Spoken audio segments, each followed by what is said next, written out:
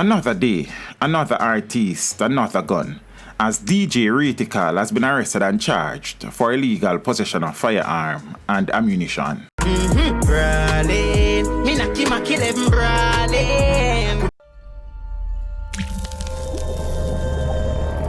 Teach them! Always make sure the message I reach them! Viewers, dancehall artist Rohan McFarlane, otherwise called RYTIKAL, was arrested and charged for illegal possession of firearm and ammunition in the 8 Miles area of Bullbane, St. Andrew on Thursday the 28th of January. Reports from the Ellison Road Police are that about midday, the police were on patrol in the community when 25-year-old McFarlane was seen acting in a manner that aroused the suspicion of the police.